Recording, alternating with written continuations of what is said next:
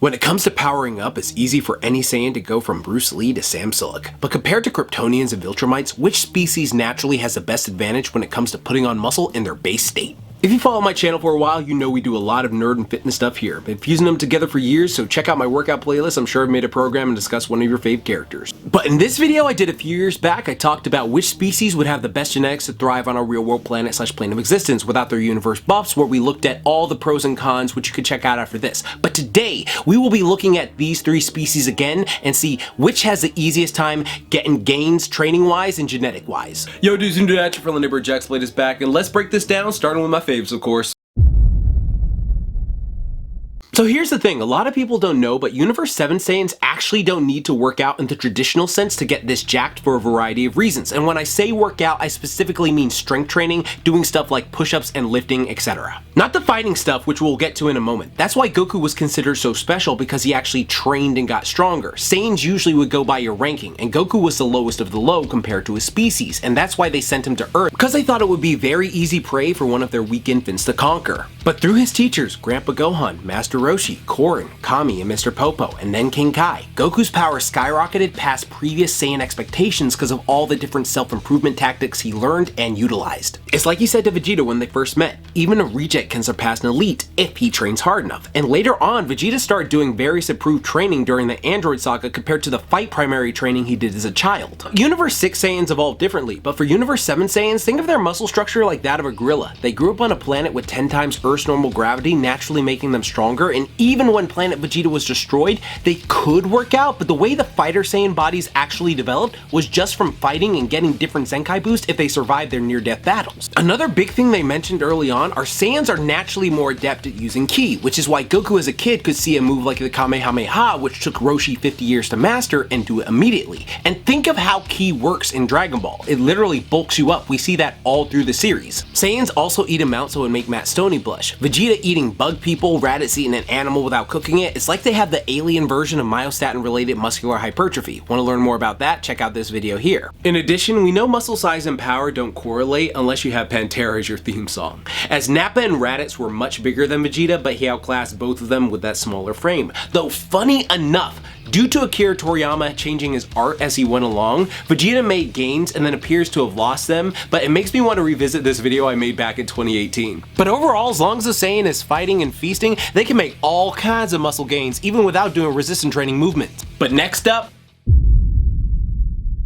now for Viltrumites, it's stated multiple times that all the strongest ones trained rigorously. When young Viltrumites already have their powers of flight, super strength, durability, and smart atoms. And for people who don't know what smart atoms are, this could be a potential spoiler for the show, so I'll just give you a timestamp if you want to skip this. But from the official handbook of the Invincible universe, which came out years ago, the atoms of Invincible's body are chemically the same as other atoms, that is, they form molecules and participate in normal chemical reactions. However, at a subatomic level, they are able to change their mass and energy levels in certain useful ways, utilizing smart atoms. They have permanently stronger bonds with other atoms of Invincible's body, so that his flesh, while feeling much like human flesh, can resist damage, including high caliber rifle fire. The chemical bonds involved in the muscle contractions are many times thousand than a human, allowing for greater feats of strength as noted above.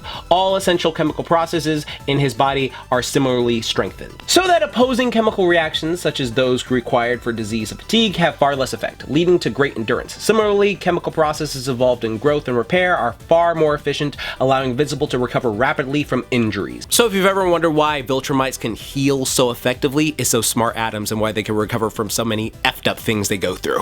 Now, as they age, they naturally go stronger in a more advanced way than us humans. Think of it like your 20-year-old self versus your 10-year-old self. Even if you've never worked out a day in your life, your 20-year-old self would mop the floor with 10-year-old you, just because you naturally get stronger as you age. But their training regimen is very similar to Mark's when he began working out after Nissa beat his ass. They come from an advanced civilization, so just like us humans, but much more advanced, they can improve with weightlifting, cardio, speed drills, damage resistance, flexibility and maneuverability, battle tactics, reaction training, and more. By the way, if you want to train and improve all these things, my hybrid program is on massive discount for this week and can help you improve whether you have no equipment or gym equipment. Check it out now. It's helped thousands of people at this point and is discounted for this week in the pinned comment. So if you want to become some of the strongest of the strong, like Conquest, Omni Man, Mark, and our boy Thrag, who I'm really curious who they're gonna get to voice, it is very important to train.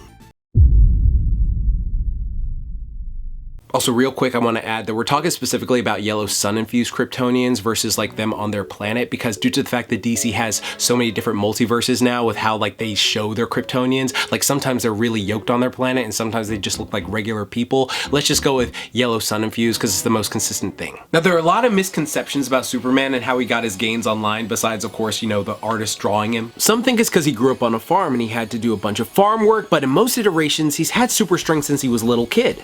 That'd be the equivalent of me or you carrying cardboard and styrofoam everywhere, not much effort at all. Some think he worked out in a red sunlight gym, but again, in many iterations he was already jacked before finding the Fortress of Solitude, and some people think he actually works out with kryptonite-coated dumbbells.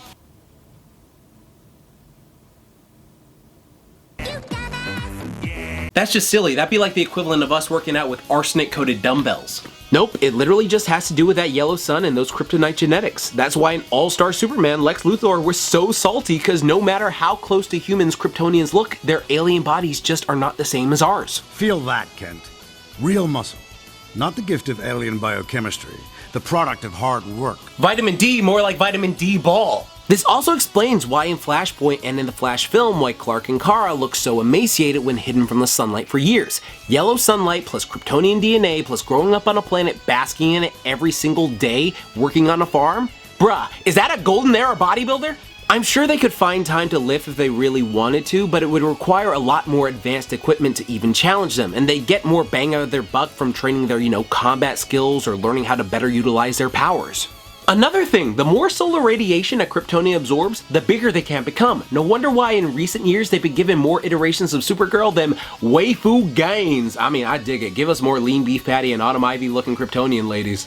So when it comes to gains, Kryptonians just need to sit and bask, and they don't even need to eat. They can live off that yellow sun indefinitely. So when it comes to ranking these three species, who has the easiest time putting on muscle? Number 1, yellow sunlight infused Kryptonians. Number 2, Saiyans that fight regularly. And number 3, Viltrumites. If you made it this far in the video, type waifu Supergirl in the comments down below and tell me, how would you like to easily put on muscle if you had to? So, just like fighting and feasting, so that could just be sparring and then just like going to eat afterwards and noticing that you're getting more jacked, or just, basking in the sunlight, waking up like Arnold one day, or just, the standard lifting thing that you're already doing. Like, let me know in the comment section down below. I love getting these discussions going. Be sure to hit that like button to subscribe, and for all the people who are new here who may not know, on my community tab, I posted that like Fridays at 5 p.m. I'm gonna have a bunch of videos uploading from now on, just because I was able to make like a bunch of videos where I was like, okay, I can release them back to back now. So I'm super excited for that. So be ready for those. I feel like I'm starting a new season up. If you want gains like these characters and want to work out like them, check out my Tough Like the Tunes playlist. And if you want something a bit more in depth, check out my programs in the description box down below. They actually come with full meal plans and like calendars to follow along. They'll actually help you get results. They've helped thousands of people so far, just like Tough Like the Tunes has.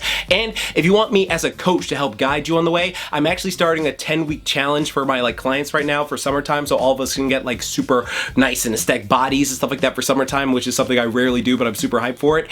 And yeah, like I want to like help people out with that. So if you're interested, just email me or like click that link in the description box with like coaching stuff. Like I'll make you super just saying, like I've done for all these other people before. Thank you to all my pages for the outro, and thank you for all the people who support me for all these years. Remember, like I always say, keep calm, booyah on, and don't forget, Momentai. Now go train hard and get you some gains like a Viltrumite Kryptonian Saiyan hybrid.